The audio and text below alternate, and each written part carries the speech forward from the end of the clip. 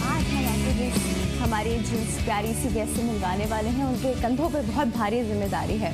भारी जिम्मेदारी इन a sense कि वो एक बहुत ही इम्पॉर्टेंट हॉस्पिटल के सारे डिपार्टमेंट बहुत इंपॉर्टेंट होते हैं, लेकिन एक डिपार्टमेंट जो कि क्रिटिकल भी होता है और इम्पॉर्टेंट भी होता है वो होता है जी उनका गायनी का वार्ड, जो कि एक 24 आवर ड्यूटी यूजली होती है वहाँ पर। अभी जो हमारे पास गेस्ट हैं, she is in in charge of PIB maternity home.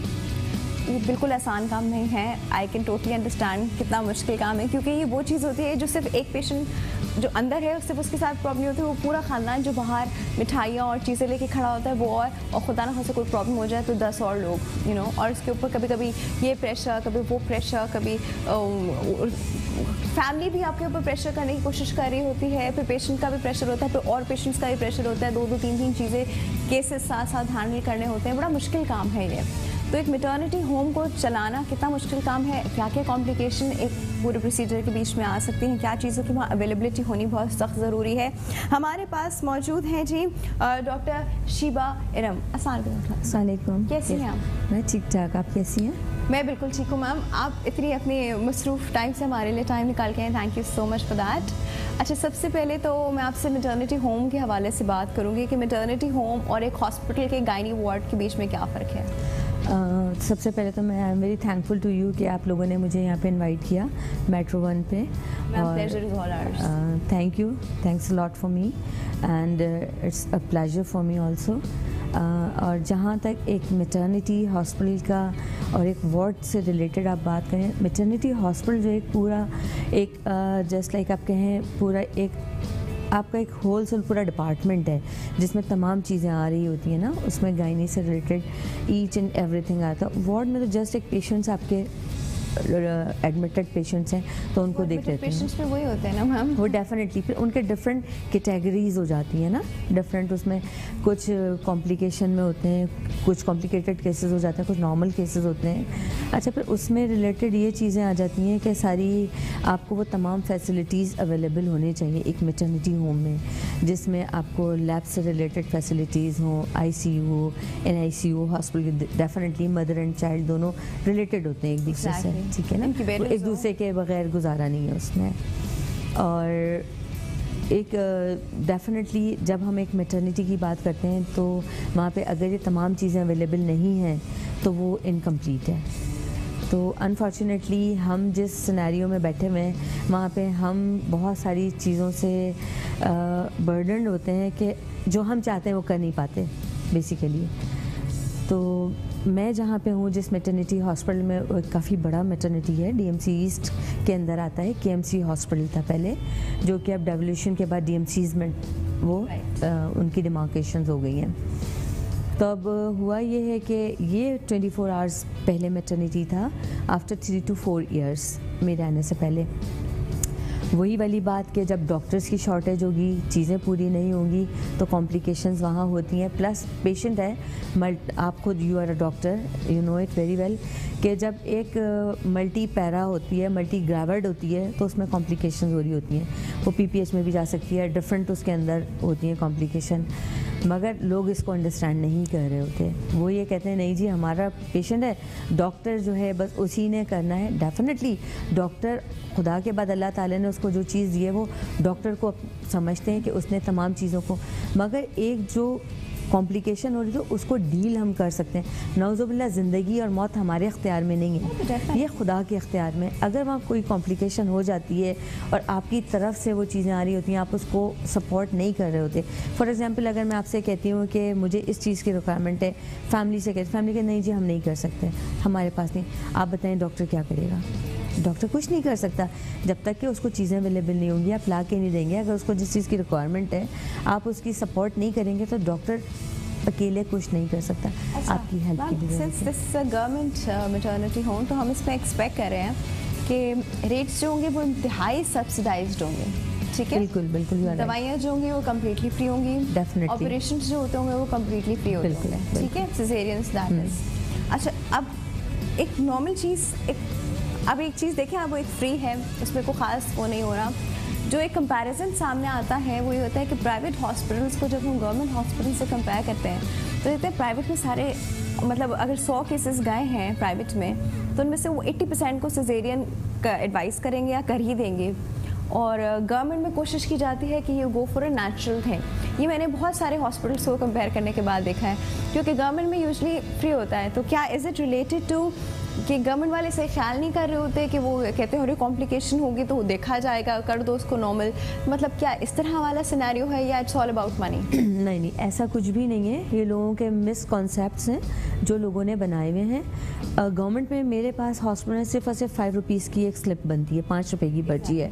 5 रुपये की पर्ची पे आपको तमाम चीज़ें, मेडिसिन फ्री मिलती है, आपको डॉक्टर की कंसल्टेशन फ्री मिल रही होती है, तमाम आपको जो चीज़ें इंजेक्शंस हैं, जो भी हर चीज़ अवेलेबल है। मैम जो मुझे ये बताइए कि वो कहते हैं कि मेडिसिन फ्री हैं, पेशेंट जो है वो कहता है अच्छा चलो ठीक है ये फार्मेसी है, मैं से जाके मेडिसिन ले लेता हूँ। वहाँ आ जाते तो कहते हैं ये मेडिसिन तो अभी तक हमारे इसमें आई भी नहीं है, तो आप ये मेडिसिन बाहर से जाके ख़रीद लें। और यूजुअली इसी तरह के गवर्नमेंट हॉस्पिटल्स के आसपास हम लोग को बाहर फार्मेसीज बहुत मिलती हैं जहाँ पर उन्हीं की ठप्पा लगी हुई मेडिसिन बिक रही होती है। मैम ये कैसे होता है? ऐसा नहीं है जहाँ मैं अपने, हाँ ऐसा बिल्कुल आप यू आर राइट, ऐसा मुख्तलिफ जगहों पे होगा। मैं क्योंकि बीइंग है, मैं चूँकि अपने इंस्टीट्यूट को जो है यहाँ पे प्रेजेंट कर रही हूँ तो मैं उसकी बात करूँगी। How do you keep a check on this कि आपका फार्मासिस्ट जो हैं, आपकी फार्मेसी में जो लोग हैं दे आर ऑनेस्ट?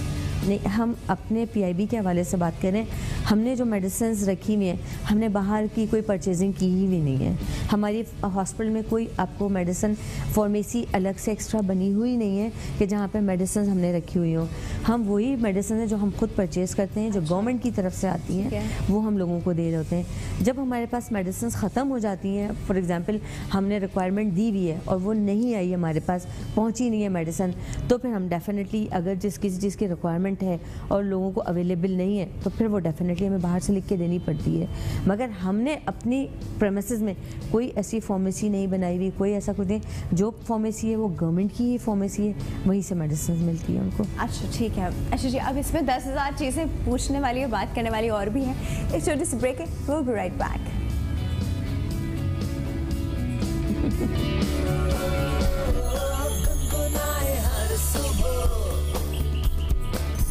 सारा Pakistan morning, Pakistan morning delight. Welcome back to morning delight. अच्छा जी, हम बात कर रहे हैं मैटरनिटी होम की। अच्छा थोड़ी सी अब हम बात दाइयों और मिडवाइफ्स पे भी कर लें कि मैम ये दाई और midwife is it the same thing? नहीं, दाई और मिडवाइफ में डिफरेंस है, क्योंकि डेफिनेटली दाई एक इलिटरेट खातून है जो घर बैठ के जिनको कुछ भी नहीं पता है, उन्होंने उस सब्जेक्ट में पढ़ा ही नहीं, कुछ मालूम नहीं है ना उनको। जब उनको कुछ मालूम ही नहीं है तो उसके बारे में कैसे वो कुछ करेंगी। हाँ, जहाँ तक मिडवाइफ्स हैं वो उनके जो है कोर्सेज होते हैं, उनकी पूरी जो है नर्सिंग की तरह से उनकी प्रैक्टिस होती है, मगर ये कि फिर भी मिडवाइफ्स भी होती हैं, जस्ट वो सपोर्टिंग हैंड होती हैं। हम उनको ये नहीं कहते कि तमाम जिम्मेदारियाँ उनके ऊपर डाल दी जाएँ। और दाई पे तो ऑब्वियसली बिल्कुल, दाई हैंडल्ड केस आपको पता है ER में कितने आते हैं हमारे पास हॉस्पिटल्स में। आप जब देखें, जब पेशेंट बिल्कुल ख़राब हो चुका होता है तो उसके बाद वो जी डॉक्टर के पास भेज दिया जाता है, अब तो जी डॉक्टर साहब आपने ही उसको सही करना है। डॉक्टर बेचारा क्या करे। मेरे पास एक इवनिंग में जहाँ पे मैं प्रैक्टिस करती हूँ वहाँ पे दाई हैंडल्ड केस आया था। उसमें यह उन्होंने पूरी DNA की, मोहतरमा की DNA करने के बाद उन्होंने, हाँ उधर जो दाई थी उन्होंने, जी जी जी जी जी सेटअप, हाँ मतलब उनका जो घर पे उन्होंने सेटअप किया हुआ अपना, ये काफ़ी आप छोटे छोटे इलाकों में चले जाएं, उन्होंने अपने सेटअप्स किए हुए हैं बाकायदा तौर पे, और वो जो है डॉक्टर्स बनी बैठी हुई हैं वहाँ उन जगहों पे। अच्छा, फिर जब वो हॉस्पिटल केस आया तो पता चला उसकी टांगों से पूरी जो है उसकी जो है इंटेस्टाइन पूरी लिपटी हुई। मैंने कहा ये क्या है, देखा यहाँ तक 5 फोल्ड्स यहाँ, फिर बैक पे फोल्ड्स किए हुए, वो बिल्कुल गैस्पिंग कंडीशन में पेशेंट। मैंने कहा ये क्या है, देखा कह लेंगे जी इसकी सफाई की थी। मैंने कहा भेजो भाई इसको, आप मल्टी डिसिप्लिनरी भेजिए इसको, ICU की। और वो बस समझे जस्ट डाइंग कंडीशन में वो पेशेंट आई थी और लोग बच के, फिर नहीं पता चला था मेरा ख्याल है वो फिर जिना उन्होंने भेजा था, एक्सपायर हो गई थी वो पेशेंट। तो अब जब इस तरह के पेशेंट्स होते हैं तो आप बताएं फिर मतलब मैं ये कहती हूँ जो हमारे ऊपर लोग बैठे हैं उनको चाहिए कि चेक एंड बैलेंस रखें, इन लोगों को देखें, वो चेक एंड बैलेंस रखते हैं, अपने अकाउंट्स पे छोड़ दें उनके ऊपर लोग बैठे हुए। हम लोग अपने लेवल पे क्या बात करते हैं, हम बस वो बात कर सकते हैं। हाँ, मैं तो ऊपर के लेवल की बात ही करनी बंद कर दिया। नहीं, कोई फायदा नहीं है ना। सही कह रही है, बिल्कुल सही कह रही है। हम लोग अपने अपने लेवल तक जो कर सकते हैं उसकी बात करते हैं बस। इसीलिए असल में प्रॉब्लम ये आता है, लोग दाइयों के पास इसलिए जाते हैं, पैसे नहीं होते उनके पास। जब वो ये नहीं होता तो कहते हैं हॉस्पिटल में जाएंगे। वो अम्मा को बुला ला, उन्होंने आज से 50 डिलीवरीज पहले भी जी जी जी जी बिल्कुल। उनका फेथ इतना उन पे, थैली उठा के साथ में उनका फेथ इतना डेवलप हुआ होता है उनके ऊपर, प्लस वो चार्जेस का इशू आ रहा होता है। वो कहते हैं जी हॉस्पिटल में जाएगा, अगर ऐसे पेशेंट को लेके जाएंगे इतना खर्चा हो जाएगा, इतना सब कुछ हो जाएगा। तो इस वजह से भी पेशेंट ख़राब होते हैं। इन्हीं चीज़ों को देखते हुए, चूँकि जब मैं सारी चीज़ों को देखती हूँ तो मैंने भी एक चैरिटी की ऑर्गेनाइजेशन भी है मेरी, जिसमें हम इस तरह के जो है लोगों को हैंडल कर रहे होते हैं जो लोग नॉन अफोर्डिंग होते हैं। तो उसके लिए अपनी कोशिशें कर रहे हैं। आज सोशल एसोसिएशन के नाम से मेरी एक छोटी सी ऑर्गेनाइजेशन है जिसके 25 to 30 मेंबर्स हैं और हमारे वॉलंटियर्स हैं। मेंबर्स क्या करते हैं? हम मदर एंड चाइल्ड पे बेसिकली काम कर रहे हैं, रीहैब पे काम कर रहे हैं। और हम डिफरेंट अभी तक तो कैंप्स करते रहे थे, मुख्तलिफ जगहों पे जाके आउट ऑफ द सिटी भी गए हैं। उसके अलावा अब हमने एक अपना हॉस्पिटल स्टार्ट कर रहे हैं, इंशाल्लाह 1 से उसकी इनाग्रेशन हो जाएगी। उसमें हम वेरी चीप रेट्स के ऊपर बिल्कुल हम लोगों को तमाम मैटरनिटी की फैसिलिटीज़ देंगे। जो लोग इधर उधर रुल रहे हैं, जिनको फैसिलिटीज़ नहीं मिल रही, होपफुली इंशाल्लाह उससे बेनिफिट होगा। उन लोगों की ये काउंसलिंग करने की कोशिश करती हैं? ये देखिए, हम जिनकी बात कर रहे हैं वो इस वक्त एक डिलीवरी जैसा प्रोसीजर नहीं संभाल पा रहे हैं फाइनेंशियली। उन्होंने एक ज़िंदगी पैदा की है, उस ज़िंदगी को एक अच्छी ज़िंदगी की ज़रूरत है, यू नो। अब वो कैसे उसको पालेंगे, क्या खिलाएंगे पिलाएंगे, कैसे उसका ख्याल रखेंगे। तालीम तो चलो दूर की बात ना, हालांकि होनी नहीं चाहिए दूर की बात, लेकिन चलो उनके लिए तो दूर की बात, उनके खुद के घर में एक वक्त की खाना मुश्किल से होता है। अब क्या उनकी कोई ये बताने वाला, कोई काउंसलिंग करने वाला कि बेटा ये जो आपने बच्चा अभी दुनिया में लाए हो, कैसे आगे लेके जाओगे? डेफिनेटली सबसे पहले तो हम खुद काउंसिल करते हैं। 12 बच्चे, 6 बच्चे, 8 बच्चे बिल्कुल माँ पैदा कर रही होती है और एक को भी खिलाने के पैसे नहीं होते उनके पास। सही।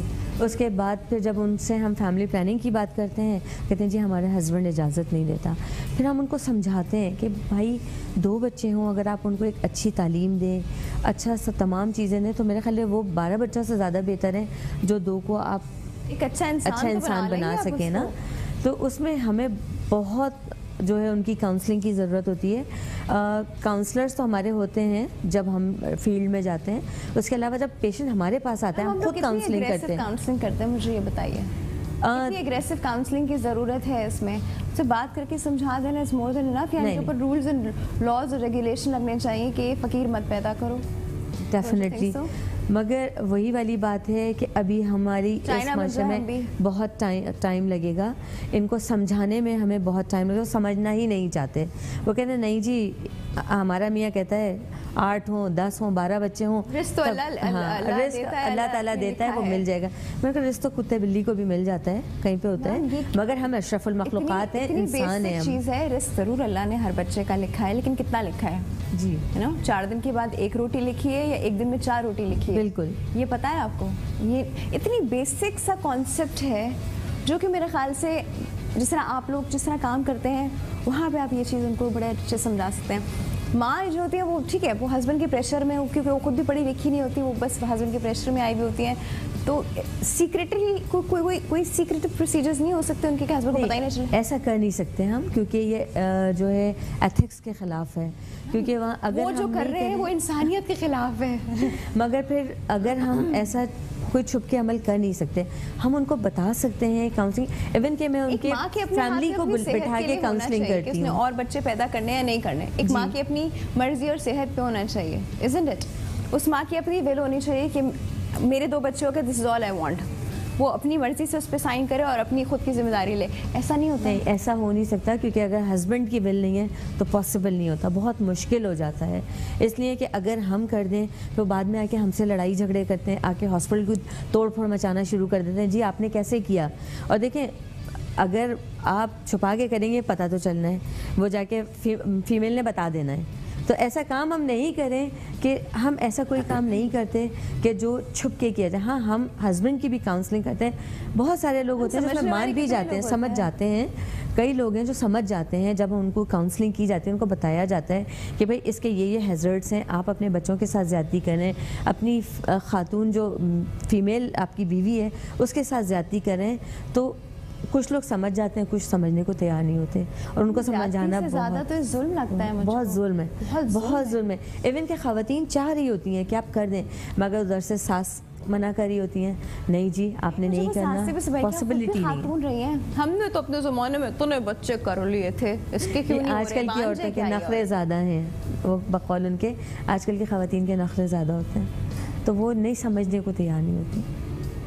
मैम, आप लोगों के लेवल से इस पे क्या हो सकता है? देखिए, हमारे लेवल पे तो ये है कि सबसे बड़ी बात है हम काउंसलिंग कर सकते हैं, काउंसलिंग करते हैं, और जब काउंसलिंग से काफ़ी हद तक चीज़ें बेहतर हो जाती हैं, ठीक है, फिर ये है कि या तो ऐसी पॉलिसीज़ बन जाएं कि जी जैसे बाहर है इतने बच्चे करने से ज़्यादा नहीं करने। अगर ऐसी पॉलिसी हो जाए तो हमारे मुल्क में हो सकता है कुछ बेहतरी आ जाए, वरना इसके अलावा बहुत मुश्किल है। उनको 8 से 10 12 बच्चे चाहिए। डंडा policy for everything, even for basics life की, उसके लिए भी डंडा पॉलिसीज चाहिए आपको। अच्छा, अब मैम क्या कॉम्प्लिकेशंस होती हैं जो एक आपके मैटरनिटी होम में हो सकती हैं या होती हैं, और जिनको आप लोग एकदम केटर नहीं कर पाते, और गवर्नमेंट की तरफ से क्या लैक करता है इसमें? देखिए, गवर्नमेंट की तरफ से जो लैकिंग है वो ये होती है कि अगर हमारे पास डॉक्टर्स शॉर्ट हैं तो वो हमें डॉक्टर्स अवेलेबल हों। अब ज़ाहिर एक डॉक्टर, अगर आपके 100 पेशेंट्स हैं और एक डॉक्टर है, तो हाउ इज़ इट पॉसिबल कि वो 100 पेशेंट्स की एज इट इज 100 लोगों की कि जितने डॉक्टर्स उन्होंने भी अवेलेबल भी करवाए हैं वो सब ऑन ड्यूटी हैं, वो सब वहाँ बैठ के सिंसियरली काम कर रहे हैं या नहीं कर रहे हैं? मैंने 500 रुपये दे के अपनी अटेंडेंस मार्क करते देखा है 30-30 दिनों की। नहीं, ऐसा कुछ नहीं है। बाकी जगहों पे मैं होता है, बिल्कुल होने को हर चीज़ होती है। How do you make sure? हाँ, डेफिनेटली मैं सिर्फ अपने इदारे के हद तक बात करूंगी, मैं बाकी किसी और को पॉइंट आउट नहीं कर सकती क्योंकि मैं वहाँ पे मौजूद नहीं हूँ। अपने इदारे की बात जहाँ तक मैं कर रही हूँ, ना तो हमारे यहाँ कोई अटेंडेंस का ऐसा इशू है। टोटली हमारे यहाँ 3 डॉक्टर्स, एक हमारा डेंटल में बैठा हुआ है, एक हमारी सोनोलॉजिस्ट है, एक मैं हूँ, जो कि मैं एडमिनिस्ट्रेशन भी देख रही हूँ और अपने पेशेंट्स भी देख रही होती हूँ गायनी के। अब आप खुद सोचें, जब डॉक्टर एक सोनोलॉजिस्ट, एक गायनी डॉक्टर और एक खैर डेंटल का तो कोई रिलेशन ही नहीं है। 3 डॉक्टर टोटली एक हमारे हॉस्पिटल में अवेलेबल है।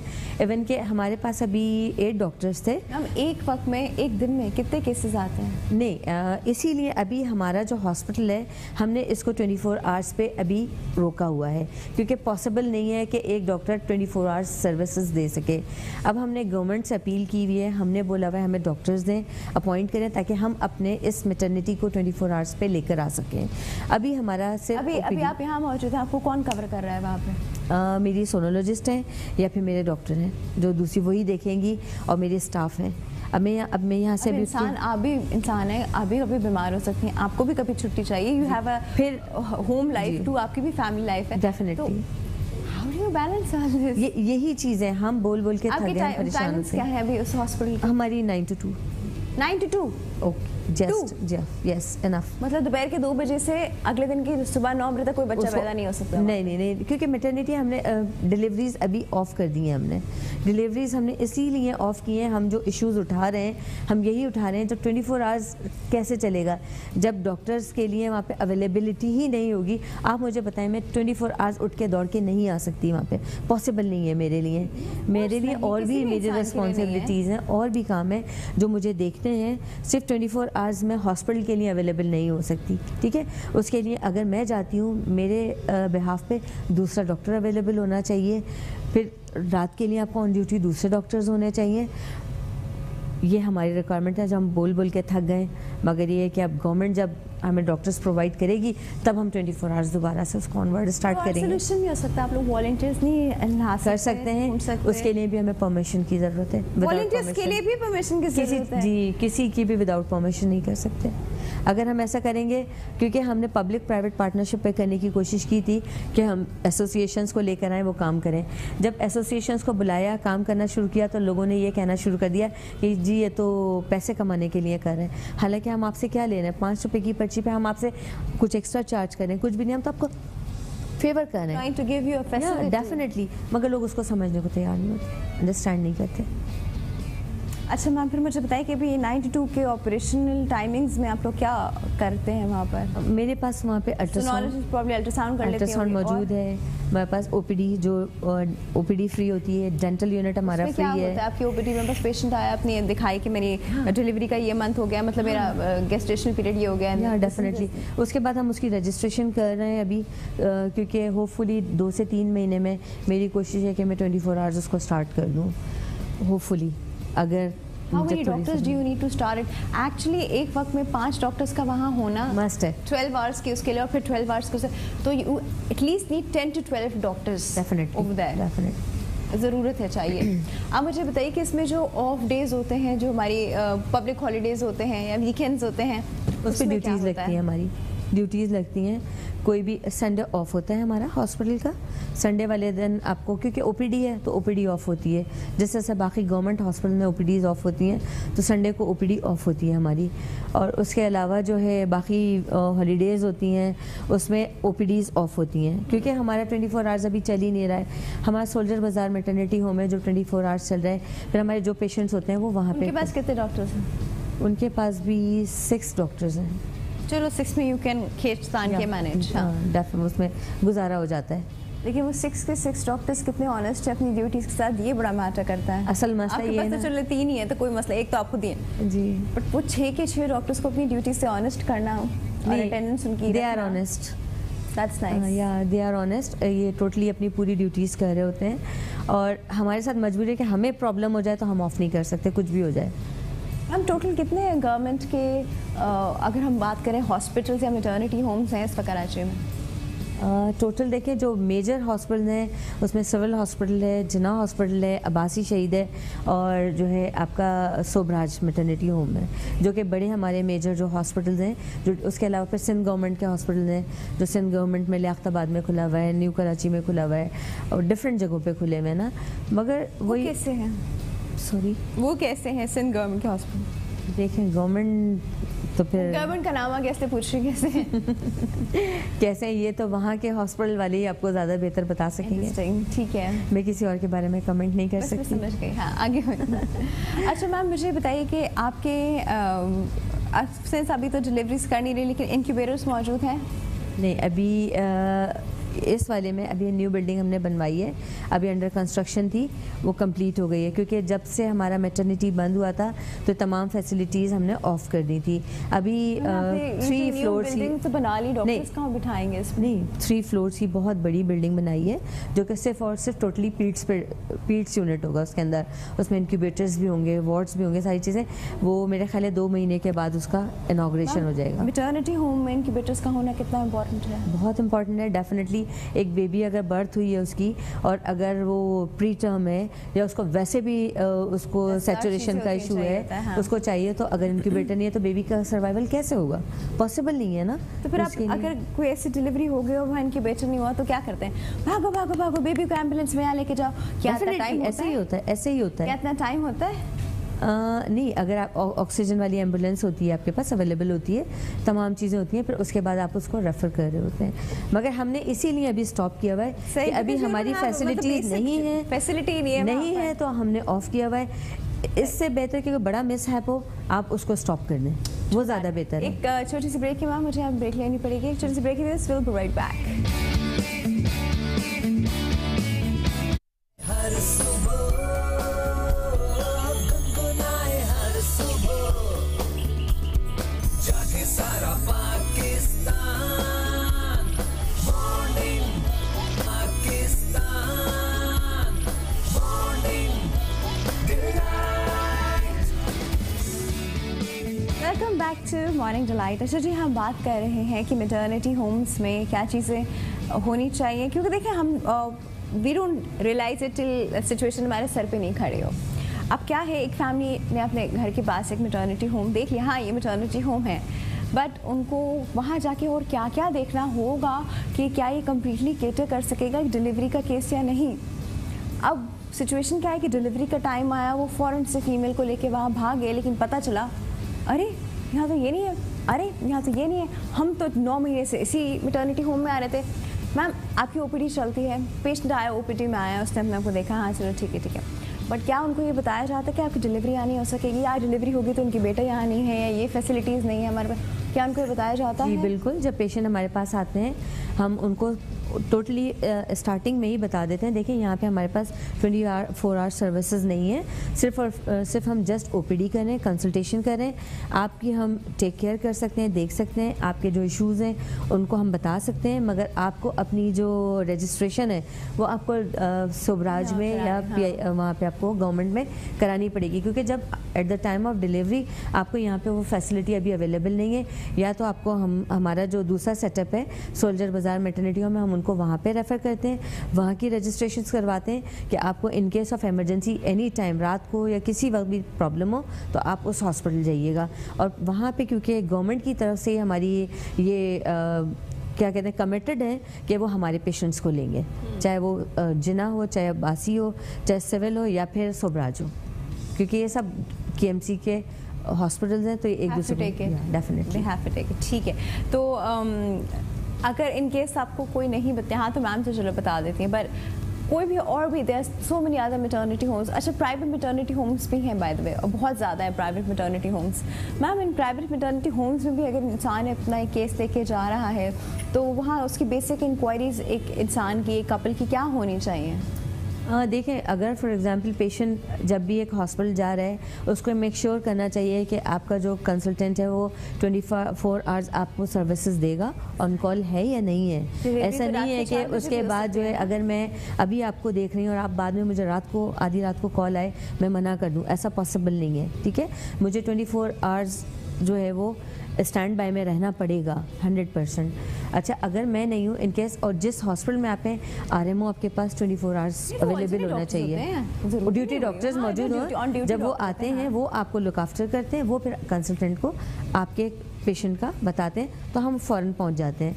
अच्छा, उसके अलावा ये देखना चाहिए कि नर्सरी अवेलेबल है या नहीं है। अगर नर्सरी नहीं है तो आपको प्रॉब्लम्स हो सकते हैं। उस हॉस्पिटल में आईसीयू की सहूलत है या नहीं है, कॉम्प्लिकेशन किसी के साथ भी हो सकती है, आईसीयू की रिक्वायरमेंट हो सकती है। अगर आईसीयू नहीं होगा तो डेफिनेटली आपको प्रॉब्लम होगा। आपकी सर्विसेज कैसी हैं, आपके पास फार्मेसी पे आपको जो मेडिसिन खुदा ना खासा चाहिए अवेलेबल है या नहीं, या आपको दौड़ के जाना पड़ा है दूर कि आपको अभी किसी इंजेक्शन की ज़रूरत है, वो आपके पास अवेलेबल नहीं है, तो आप कहाँ ढूंढते फिरेंगे। ब्लड की रिक्वायरमेंट है तो आप कहाँ जाएंगे। तो आपको पहले से सारी चीज़ें अरेंज करने पड़ती हैं। काउंसलिंग होनी चाहिए, आपका काउंसलर इतना स्ट्रॉन्ग है जिसने आपको सारी चीज़ें बताई हुई है या नहीं। मैटरनिटी होम का अपना एक ब्लड बैंक भी होता है? तमाम में नहीं होता। अच्छा, नहीं। हर ब्लड बैंक हर जगह नहीं होता। उसमें ये होता है कि अगर पेशेंट की फॉर एग्जांपल हमें पता है कि प्लेसेंटा प्रीविया या कुछ है तो पहले से ब्लड की रिक्वायरमेंट है तो हम उसको पहले से अरेंज करवा के रखते हैं कि जी आपके पास इतनी रिक्वायरमेंट है, ये अरेंजमेंट होनी चाहिए पहले तो से। ना कि एकदम से एक्सेसिव ब्लीडिंग हो गई, मतलब उसके लिए तो फिर आपको भेजना पड़ता है, उसके लिए फिर भेजना पड़ता है। यही चीज़ें जो कॉम्प्लिकेशन में फिर लाइफ एट स्टेक हो जाती है कि इतनी उसकी ब्लीडिंग हो गई कि उसको सेव ही करना, सर्वाइवल ही मुश्किल हो गया इसका। उसी में तो फिर हमें मैनेज करना पड़ता है। फिर उसी में हमें आपके जो अटेंडेंट है उसकी सपोर्ट चाहिए होती है। अगर वो दौड़ के काम नहीं करेगा और लेकर नहीं आएगा तो फिर पॉसिबल नहीं है कि फिर हम आपके लिए हम मतलब पेशेंट को तो मैनेज कर सकते हैं, मगर ये कि अगर उसको ब्लड की रिक्वायरमेंट है तो मैं तो जाके लेकर नहीं आ सकती ना। वो अगर मैं पेशेंट पे लगी हुई तो उसके अटेंडेंट को ही जाना पड़ेगा। अच्छा मैम, एक बड़ी इंपॉर्टेंट पॉइंट है जो मैं आपसे ज़रूर पूछना चाहूँगी लोगों की इन्फॉर्मेशन के लिए भी, कि हर चीज़ पाकिस्तानी तरीके से स्टार्ट नहीं होती। मतलब हम कहते हैं ना कि नहीं चल रहा तो रिमोट को फेंक के मारो, उसको चलाओ, या कोई चीज़ नहीं चल रही तो उसको ऊपर यूँ टैप टैप टैप करो, वो खुद ही चलना शुरू हो जाएगी। हर चीज़ पाकिस्तानी तरीके से शुरू नहीं होती, ठीक है। बच्चा भी पाकिस्तानी तरीके से नहीं एकदम से, वो ठीक है वो पाकिस्तानी ज़रूर है लेकिन वो पाकिस्तानी तरीके से ज़रूरी नहीं स्टार्ट हो। अब बच्चा पैदा हुआ से रोया नहीं, ठीक है, पैदा होते मतलब रोने का मतलब ये उसने सांस लिया तो वो नहीं लिया, अब वो ठोक रहे हैं, मार रहे हैं, उल्टा लटका रहे हैं। नहीं, उसमें तो डेफिनेटली इनहेल अगर उसने किया हुआ है, मिकोनियम वगैरह इनहेल किया हुआ है, डेफिनेटली सडन फॉरन सक्शन करते हैं, उसको सक्शन चाहिए होता है। सक्शन के बाद हम बैक रब मसाज देते हैं। बैक रब मसाज होता है वो ये नहीं कि धड़ धड़ धड़ मारना शुरू कर दिया, नहीं उसको मसाज करते हैं और फ़ौरन ही हम उसको नर्सरी में भेजते हैं कि आप उसको अच्छी तरह से सक्शन करें, उसको ऑक्सीजन कवर दें, तमाम चीज़ें, तो उससे बच्चे रिकवर हो जाते हैं अल्हम्दुलिल्लाह। लेकिन ये उल्टा लटका के ठोकना पीटना मतलब बच्चे को नहीं, वो उल्टा जो लटका के वो बैक रब मसाज इसलिए होता है, रब इज डिफरेंट, ठोकना एक अलग चीज़ है। थप्पड़ मारना जोर जोर से मैम, मतलब बच्चे की वो फ्रिजाइल स्किन। नहीं, उसमें बैक रब मसाज दिया जाता है। ठीक है, अच्छा ये मैं इसलिए बता रही हूँ कि जो लोग घर पे भी करते हैं वो भी ये सुन लें कि ये चीज़ है, ये वो चीज़ नहीं है। Ma'am thank you so much for coming. Time हमारा बिल्कुल ही खत्म हो गया, तो बहुत सारी और भी बातें हैं करने वाली इस हवाले से, लेकिन थैंक यू, बहुत बहुत शुक्रिया। अल्लाह करे आपका जो मिशन है आप उसमें बहुत सक्सेसफुल हो जाए और 24 आवर मैटरनिटी हमने एक जो हॉस्पिटल के लिए हमने बनाया है, हमने अच्छा, आपके मैम, मशर मेरा time सेंटर बिल्कुल भी complete हो गया किया है। है। मैं आपको सिर्फ एक बताना चाह रही हूँ, जो लोग उसमें फैसिलिटीज़ अवेल करना चाहें, चैरिटी बेस्ड हमने बनाया है, तो उसमें फैसिलिटीज़ ले सकते हैं। अच्छा व्यूअर्स, यहाँ पे वक्त हो गया हमारी एक ब्रेक का and will be right back. Thank you. पकाए हर सुबह